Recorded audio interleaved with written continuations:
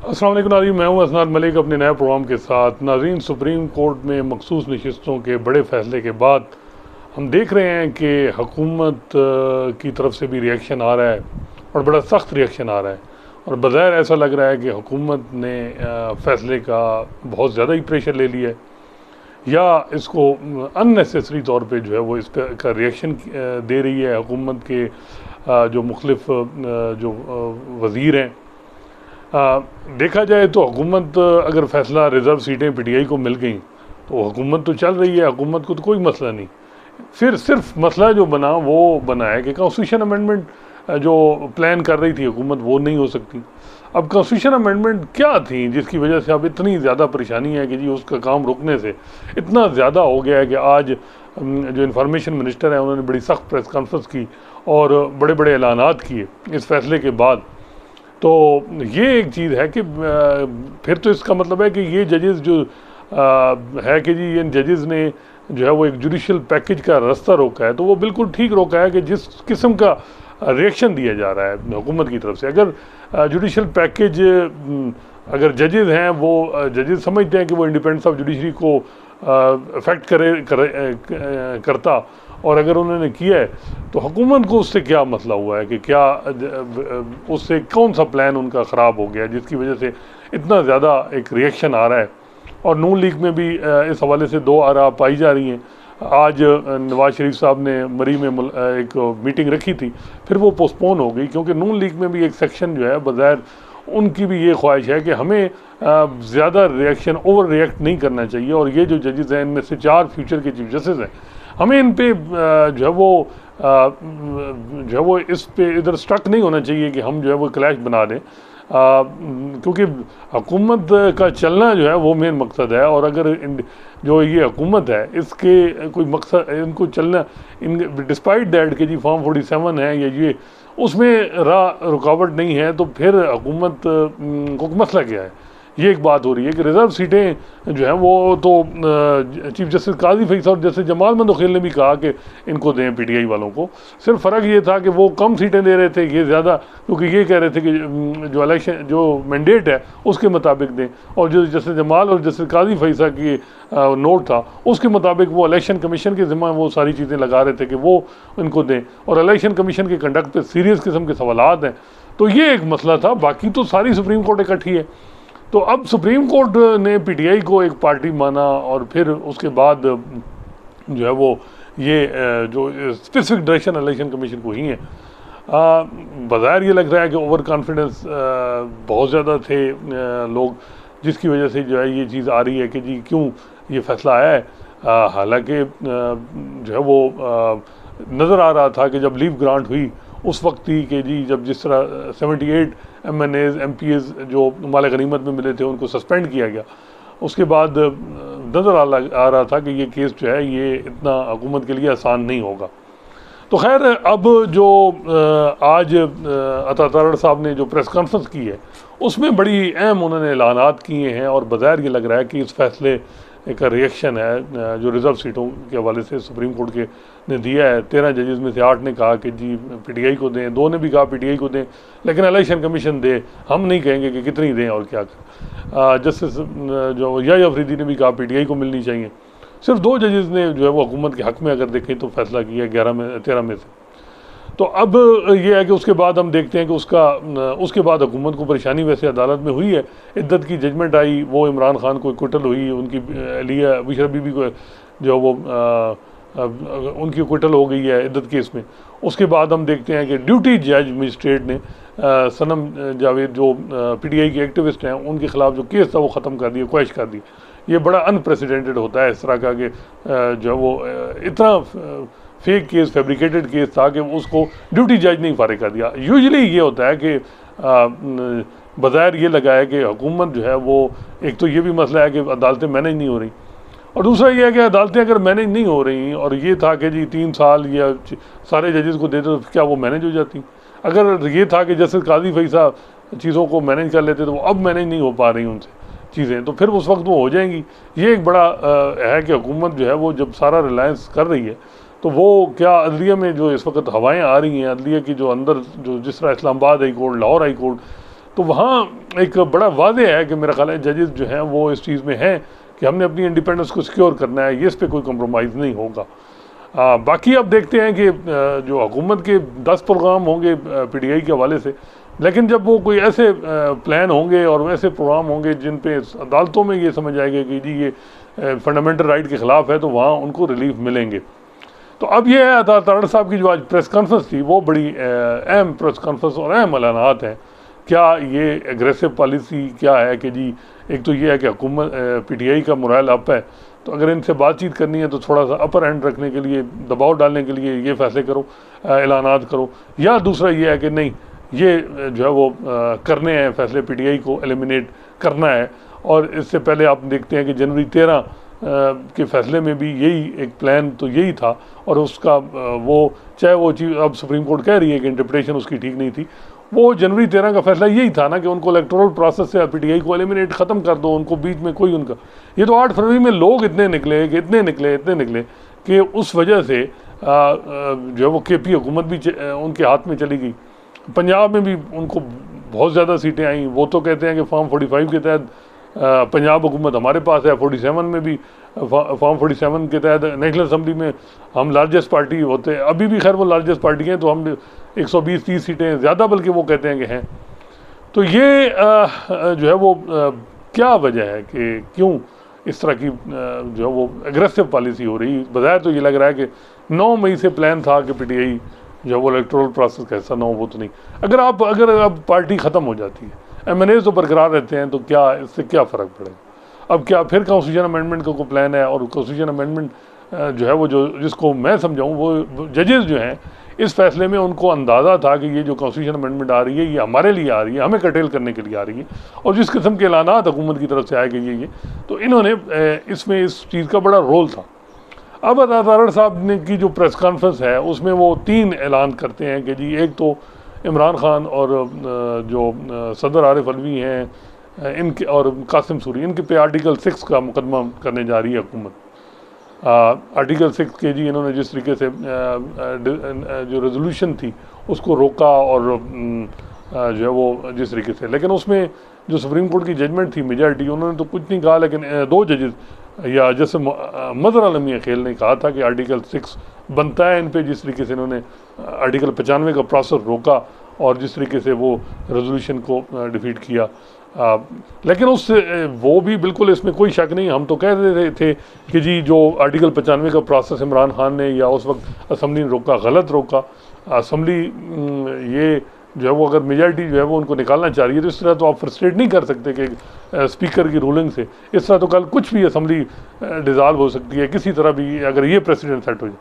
लेकिन दूसरी तरफ जो प्रेसिडेंट और सेट हुई हैं उनका कौन जवाब देगा। जो इस वक्त इलेक्शन हुआ, इलेक्शन पे बड़े सीरियस किस्म के सवालात हैं। फॉर्म 45 को 47 में कन्वर्ट करने की जो जिस किस्म की चार्जेस हैं उसमें फिर जो है वो जो कुछ किया गया है वो क्या, फिर आर्टिकल 6 यानी उससे ज़्यादा अगर आप देखें 2022 के बाद तो दोनों साइड पे ग्लेरिंग किस्म के जो वो गलतियाँ मरतकब हुई हैं। और वो फिर ये और फिर ये है कि आर्टिकल 6 जो है वो इस टाइम पे क्या वो किस तरह यानी होगा, ये भी बड़ा इम्पोर्टेंट है। क्योंकि इसमें ये है कि फिर अदलिया के साथ जो बज़ाहिर ये है कि जब भी ये एक नोटिफिकेशन होगा अगर हुकूमत की तरफ से कि जी आर्टिकल 6 पे स्पेशल कोर्ट बनाया जाता है, ये हाई कोर्ट में चैलेंज होगा, हाई कोर्ट में स्टे होगा, फिर मामला चलेगा, फिर सुप्रीम कोर्ट। तो अदालतें तो वाज़ेह तौर पे जैसे बज़ाहिर ये लग रहा है कि अदालतों को भी अंदाज़ा है कि वो जो इंडिपेंडेंस ऑफ जुडिशरी है वो उनको ये एक है कि जी वो इज़ इन रियल डेंजर, और जिसकी वजह से वो ये चीज़ें जो है वो अब PTI और अदालतें बज़ाहिर ये लग रहा है कि हुकूमत ने इन सबको दोनों को इकट्ठा कर दिया। हालांकि ये इकट्ठे नहीं थे, लेकिन अदालतों पे इतना यलगार और जजेस पे अटैक किया गया तो कि सब दोनों की सर्वाइवल अब जो बज़ाहिर ये लग रहा है कि अब ये इसी तरह ही चलेगी। हुकूमत के पास ऑप्शन थे, लेकिन समझ नहीं आ रही कि उनको क्यों नहीं ऑप्शन को इस्तेमाल किया जा रहा। हालांकि इतनी बात नहीं चली जितने अग्रेसिव अभी जो वो एक्शन लिए जा रहे हैं। दूसरा है कि जी कि पार्टी बैन, PTI को बैन करने का जो सबसे बड़ा है कि जी PTI को बैन करने का फैसला हुकूमत ने किया है। अब उसका जो तरीक़ाकार है कि हुकूमत जो है वो रेफरेंस इंटीरियर मिनिस्ट्री बनाएगी, सुप्रीम कोर्ट मोहर लगाएगी। सुप्रीम कोर्ट में ये बाकायदा हेयरिंग होगी और ये क्रिमिनल केसेस की तरह एक ट्रायल होगा। ट्रायल में जो एक है कि जी जो म्यार है एविडेंस का, वो उसी तरह ही है जिस तरह क्रिमिनल केसेस में, मर्डर केसेस में और केसेस में रीजनेबल बियॉन्ड डाउट होना चाहिए। अगर ये है कि किसी कोई जमात की सॉवरेनिटी के ख़िलाफ़ या उसने किसी और मुल्क के साथ साजिश की है, तो उसके लिए आपको रीजनेबल बियॉन्ड डाउट एविडेंस देने होंगे। और फिर जो है ये होगा।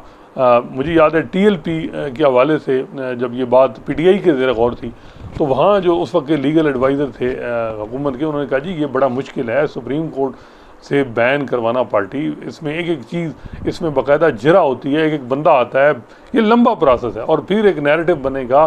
मुल्क में जो असल चीज़ है, जो मकसद जो इस वक्त हर एक का होना चाहिए, वो है स्टेबिलिटी। किसी तरह भी स्टेबिलिटी, तो ये स्टेबिलिटी तो नहीं आएगी।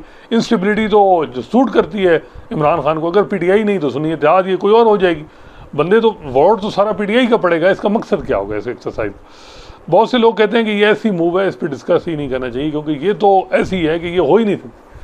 खैर जो है, बहुत से लोग कहते हैं ये भी है कि जनवरी 13 में जो है वो प्लान यही था कि उनको इलेक्टोरल प्रोसेस से एलिमिनेट करना। फिर वही सुप्रीम कोर्ट ने कहा कि हमारे फैसले की इंटरप्रिटेशन ठीक नहीं हुई। उन्होंने 13 में से 11 जजेस ने PTI को जिंदा किया, जस्टिस काजी फैसल ने भी जिंदा किया। अब बैन कैसे हो सकता है? ये इसके लिए एविडेंस हैं आपके पास इस किस्म के, जो सारे जिस किस्म के, तो ये जो एविडेंस चाहिए कि जी वो दिखना है कि उसमें क्या सूरत हाल बनती है। तो सुप्रीम कोर्ट में जो, जैसे मैंने बताया कि इसमें रीज़नेबल बियॉन्ड डाउट चार्जेस को प्रूव करना है, तो बड़ा मुश्किल है। और ये फिर इसमें ये भी है कि जी अब बेंच बनेगा। बेंचेस अमूमन जो रोस्टर है वो तो कमेटी बनाती है। अब इस मामले में भी जो कमेटी 3 रुकनी बेंच तो कम से कम नहीं होगा, बेंच 5, 7 या फुल कोर्ट होना चाहिए। और इसमें बेंचेस जजेस बड़ा इंपॉर्टेंट मैटर करते हैं। चीफ जस्टिस काजी फैसा जो है वो, मेरा नहीं ख्याल कि वो अब ये काम जो है वो पार्टी बैन करने का, जिसके साथ उनका इतना ज़्यादा एक क्लैश चल रहा है, तो वो उस हद तक जाएंगे। तो ये बज़ाहिर तो ये लग रहा है कि ये एक ऐसी चाल है, एक ऐसी मूव है ताकि ये जो एक हुकूमत PTI को थोड़ा सा जो एक बारगेनिंग पोजीशन जो अभी बातचीत हो उसमें नीचे लाया जाए। लेकिन दूसरी तरफ ये भी कहा जाता है कि यही एक पैगाम है कि PTI से कोई बात नहीं होगी, ये इनसे बात नहीं होगी। अब ये जो सूरत हाल है कि PTI से बात नहीं होगी, PTI कहती है हमने एस्टेब्लिशमेंट से बात करनी है, एस्टेब्लिशमेंट बात करेगी नहीं या वो अपने टर्म पे, तो फिर क्या ये मुल्क में स्टेबिलिटी आएगी? जो एक सवाल जो सबसे अहम है कि मुल्क में स्टेबिलिटी कैसे आएगी? 9 मई से लेके 8 फरवरी तक सारे इख्तियारात थे, केयर टेकर थी, लेकिन लोगों ने पंजाब में, KP में, कराची में लोगों ने फिर भी PTI को वोट दिए, इमरान खान को वोट दिए, PTI तो थी ही नहीं। तो फिर ये कैसे चीज़ें होंगी, किस तरह होंगी? इससे ज़्यादा सख्ती तो नहीं हो सकती जो 9 मई से लेके 8 फरवरी के दरमियान रही है। वो सख्ती और होगी, लोगों में डर ख़त्म हो रहा है। तो ये किस तरह का समझ नहीं आ रही। तीसरा है कि जी नज़रसानी की दरख्वास्त हम करेंगे रिज़र्व सीट के केस में। बिल्कुल नज़रसानी की दरख्वास्त राइट है हुकूमत का, करनी चाहिए, लेकिन ये है कि रिज़र्व सीट के ये जो नज़रसानी है, ये जब डिटेल जजमेंट आती है उसके बाद ये फिक्स होती है। अब डिटेल जजमेंट जो है वो अभी तो 3-4 दिन हो गए हैं, डिटेल आएगी उसके बाद रिव्यू लग भी गया तो रिव्यू फिक्स अब होगा जब डिटेल रीज़न आएंगी। जस्टिस काजी फैसा का रिव्यू एक्सेप्ट हुआ और 5 महीने बाद रिव्यू लगा जब डिटेल रीजनिंग आई। तो यहाँ भी इतना आसान नहीं है, डिटेल रीजनिंग आएगी, फिर अभी गर्मियों की छुट्टियाँ सुप्रीम कोर्ट में शुरू हो गई हैं, ये सितंबर के बाद चीज़ें होंगी। तो ये अब इसमें अगर देखें तो क्या ये तीनों जो आर्टिकल 6 PTI पे पाबंदी और नज़रसानी जैसे मैंने कहा कि बिल्कुल हुकूमत का हक़ है और हुकूमत अपना केस प्लीड करे, लेकिन सवाल ये पैदा होता है कि हुकूमत इस केस में जो मखसूस नशिस्तें हैं वो चली गई हैं, चले 23 हैं जो, तो क्या हुकूमत ख़त्म हो गई है? नहीं हुई। फिर क्यों इस चीज़ पर इतना हो रहा है? क्या मसला है, वजह क्या है? बज़ाहिर ये लगा है कि जो कोर्सिव एक्शन है जो इस पूरे सिस्टम में हमने देखे उन्होंने वर्क नहीं किया। पॉलिसी जो एक बातचीत की है वो अडॉप्ट ही नहीं हुई, और अगर ये बातचीत की पॉलिसी नहीं होती और ये इसी तरह कोर्सिव एक्शन की पॉलिसी, वो तो मैं समझता हूँ कि वो फेल हुई है। 8 फरवरी में लोग निकल आए, उन्होंने वोट दिए, फेल हुई। फिर उसके बाद जो जजेस ने रिएक्शन शुरू कर दिया कि जी हम पे इंटरफेरेंस का मामला है, वो मैनेजमेंट जो थी वो भी ख़त्म हो गई, वो नहीं हो सकी। तो फिर अब जो है कि पॉलिसी हुकूमत भी जो है वो उस हवाले से देखे, अपनी जो पॉलिसी में चेंज लाए और पॉलिसी जो एग्जीक्यूट कर रहे हैं वहाँ भी तब्दीली लाई जाए, और वो हाँ कोई ऐसे लोग हों जो बातचीत करें। अब अगर देखें, अगर इस मामले में रिज़र्व सीटों से ज़्यादा हुकूमत के लिए जो सबसे अहम केस है वो ये केस है कि जी ये जो इलेक्शन ट्रिब्यूनल और सबसे ये जो हुकूमत का मामला कि हुकूमत को चलने रहना चाहिए, रिगिंग वाली पिटीशन पेंडिंग है ट्रिब्यूनल का, अगर ये जजेस पे इतना दबाव बढ़ेगा तो जजेस मेरा ख्याल है कि फिर जो है वो उनको अंदाज़ा है कि भाई ये जो चीज़ें हो रही हैं वो फिर उसी तरह ही चलेंगी। तो ये ऐसा लग रहा है कि हुकूमत की जितनी कोर्सिव एक्शन लेगी अदलिया तो अब पीछे नहीं हटेगी। बज़ाहिर ये लग रहा है कि उनका भी बड़ा वाज़ेह है कि जी हम इस मामले में जो है वो क्योंकि पीछे हटना जस्टिस काजी फैसल ने उनको सिखाया है बिल्कुल प्रेसिडेंशियल रेफरेंस के बाद कि अग्रेसिव पॉलिसी रखें तो तभी कामयाबी है। तो वो उनकी उन्हीं की पॉलिसी पे चल रहे हैं। जो जस्टिस काजी फैसल के ख़िलाफ़ जब प्रेसिडेंशियल रेफरेंस आया उस वक्त की इस्टेब्लिशमेंट हुकूमत PTI की थी और उन्होंने वो अग्रेसिव और उन्होंने एक पूरा नैरेटिव बनाया, पूरा माहौल बनाया और वो उन्होंने जंग जीती, उनके साथ उनमें बड़ा रोल था जैसे मंसूर अली शाह, जैसे मकबूल बाकर का। ये अलग बात है कि अब जो है वो मसाइल ज़्यादा मिसट्रस्ट बढ़ गए आपस में।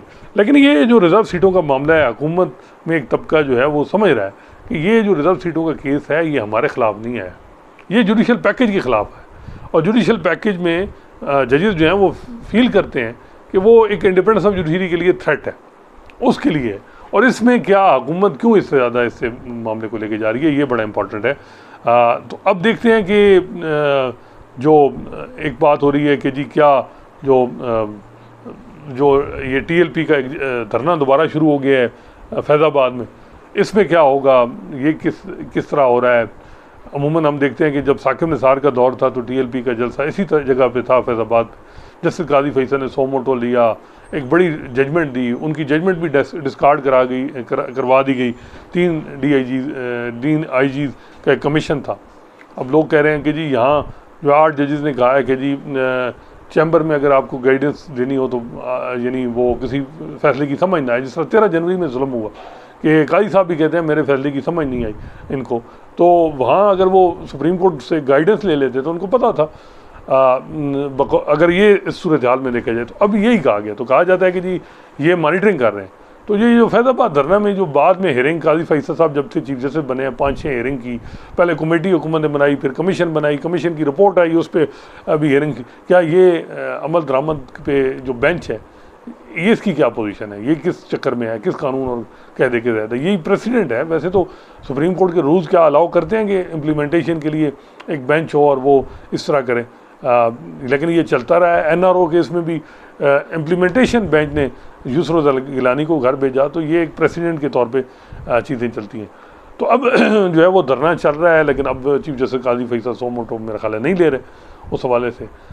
तो ये एक चीज़ है कि दूसरी तरफ जो अदालतें हैं वहाँ मूड चेंज हो गया है। सनम जावेद के हवाले से बज़ाहिर ये लग रहा है कि उनको जिस तरह छोड़ा गया फिर गिरफ़्तार किया गया। इस्लामाबाद हाई कोर्ट ने सामने आज उनके लवाकिन उनके फैमिली पेश हुई और वो उन्होंने तलब किया है IG को, इंटीरियर सेक्रेटरी को 5 बजे। तो अदालतें बिल्कुल बज़ाहिर ये लग रहा है कि अदालतों को जिस तरीके से जिस न्याय तक पहुँचाया गया है, जिस तरीके से चीज़ें लाई गई हैं, अदालतें भी उनको भी समझ है कि डिग्निटी से आगे कोई चीज़ नहीं है। तो डिग्निटी पे जब आप करेंगे तो फिर जो है वो आगे से जवाब भी आएगा, और मेरा ख्याल है कि जवाब आ भी रहा है। तो देखते हैं नून लीग के अंदर क्या सैनिटी प्रवेल करेगी या नहीं। नून लीग के अंदर एक तबका जिसने कल की मीटिंग, आज की मीटिंग मुलतवी करवाई, वो यही है कि जी जिस तरह आज सदीक साजिद साहब बड़े पार्लियामेंट को बड़ा अच्छा कवर करते हैं, वो उनकी खबर है कि नून लीग में कुछ बड़ों ने ये मशवरा दिया कि अदलिया के साथ पंगा न लिया जाए। 4 फ्यूचर के चीफ जस्टिस हैं और इस में इस केस रिजर्व सीट के केस को इतना अना का इशू ना बनाया जाए। लेकिन नून लीग का ज़ाहिर बात है, नून लीग का एक अलायंस और एक मामला चल रहा है, वो अपना जो उनकी स्ट्रेटजी है, जिस तरह BDI की स्ट्रेटजी कोई और बना रहा था, तो नून लीग भी वहाँ अब नवाज शरीफ साहब के पास वीटो पावर है, लेकिन अब ज़ाहिर बात है जो उनको हेल्प कर रहे हैं, जो उनको सपोर्ट कर रहे हैं, वो उनके साथ नून लीग खड़े होगी। नून लीग की अब सर्वाइवल भी यही है कि वो जो उनके साथ मुश्किल में खड़ा रहा, जिसने उनको सारा कुछ किया, तो वो भी उनके साथ ही खड़े रहें। तो नून लीग मेरा ख्याल है कि जो है वो आखिर में वही पॉलिसी होगी जो कलेक्टिव होगी इस पूरे सिस्टम की, कि कैसे चला जाए। और सबसे अहम है कि चीफ जस्टिस काजी फैसा, आर्टिकल 6 का मुकदमा, PTI पे बैन, नज़रसानी, तीनों फिर चीफ जस्टिस काजी फैसा के पास कितने कार्ड हैं, ये बड़ा इंपॉर्टेंट है। चीफ जस्टिस काजी फैसा आजकल चैम्बर में वर्क कर रहे हैं, तो मैं तो समझता हूँ कि चीफ जस्टिस काजी फैसा का जो PTI के साथ क्लैश और जो जिस तरीके से चीज़ें चली गई, वो उसके बाद ये जिस तरीके से अब ये चीज़ें हुकूमत कर रही है, तीनों में इनको सुप्रीम कोर्ट की सपोर्ट चाहिए। और सुप्रीम कोर्ट की सपोर्ट माजी में जब PTI के दौर में नून लीग के ख़िलाफ़ सुप्रीम कोर्ट की सपोर्ट थी, तो उस वक्त के जो 5 के फ्रंट के जजेस थे मेन, वो सपोर्ट कर रहे थे। अब काजी साहब के साथ जो 2 जजेस हैं, जैसे मंसूर अली शाह, जैसे मुनीब अख्तर, वो हर मामले में इंडोर्स नहीं कर रहे। और रिजर्व सीट में केस में आपने देखा, और अब कमेटी बन चुकी है, supreme court practice and procedure act के तहत वो फैसले करेगी। अगर ये 2 जजेस जो हैं वो हर मामले में वीटो करते हैं कि जी नहीं ये बेंच नहीं, ये फिर ये है कि हुकूमत को आर्डीनेंस लेके प्रैक्टिस एंड प्रोसीजर एक्ट को ख़त्म करना पड़ेगा। फिर ये है कि वो एक सुप्रीम कोर्ट की जजमेंट आ गई है प्रैक्टिस एंड प्रोसीजर एक्ट को, उसको क्या आर्डनी लॉ के तहत ख़त्म किया जा सकता है, ये भी बड़ा इंपॉर्टेंट है। तो ये बड़ी इस वक्त अदलिया PTI के बैन को जो है वो अगर किस वजह से किया जा रहा है, मैं समझ एक क्या है कि ये है कि PTI बज़ाहिर ये लग रहा है कि नहीं है, जनवरी 13 के बाद फिर आ गई है पार्लियामेंट में, फिर क्यों किया जा रहा है, इसका कोई समझ नहीं आ रही कि इसका जो है मकसद जो है वो KP हुकूमत भी उनके पास है। हर एक की अपनी अपनी राय है। बहुत से लोग ये कहते हैं कि जी जब तक अगर आप समझते हैं कि PTI और इमरान खान जो है वो को बहुत बड़े जो है वो एक सेक्शन समझता है कि जी वो मुल्क में स्टेबिलिटी नहीं आ सकती, वो और वो फसाद करते हैं ये जो भी, लेकिन उसके लिए एक ही हल है कि वो उनको आप सिस्टम में आने दें। सिस्टम में वर्क नहीं करेंगे तो यही आपने देखा होगा KP में लोकल बॉडीज़ के इलेक्शन थे और PTI हार गई थी। PTI हुकूमत में थी, हार गई थी। मौलाना फजल रहमान की जमात जो है वो ज़्यादा वहाँ उनके मेयर बने थे। तो ये चीज़ होती है, जब सिस्टम में आए तो तब ही बात है। अगर आप विक्टिम कार्ड थमाते रहेंगे और कहेंगे कि जी हम PTI को काबू कर लेंगे, बड़ा मुश्किल है। एक जो एडवांटेज जो इस वक्त पूरा है, और सारी थ्योरीज गलत हो गई। एक थ्योरी ये थी कि जी PTI इमरान खान जेल में नहीं रह सकते 3 दिन, वो रेजिस्ट कर गए इमरान खान। फिर कहा गया जी बुशरा बीबी उनकी वीकनेस है, उनको गिरफ्तार किया जाएगा, वो टूट जाएंगे, वो भी नहीं हो सका। फिर ये था कि जी इमरान खान के ख़िलाफ़ जो है वो इंटरनेशनल जो पावर्स हैं वहाँ से बड़ा पैसा आ जाएगा, सऊदी अरब से पैसा, वो भी नहीं आया, वेस्ट से भी पैसा नहीं आया, अमेरिका में बल्कि जो PTI की लॉबी है वो ज़्यादा स्ट्रांग हो गई वहाँ। और अभी तो यूरोप में भी वो उन्होंने अपनी सही ठीक ठाक अपनी लॉबिंग की जा रही है उनकी तरफ से। तो फिर आखिर में जो है वो एक ही चीज़ है, वो ये है जी कि पंजाब जो है, पंजाब से में जो मर्जी हो जाए, पंजाब में वोट तो लोगों ने PTI के लिए दे दिए, लेकिन वो बाहर नहीं निकलेंगे।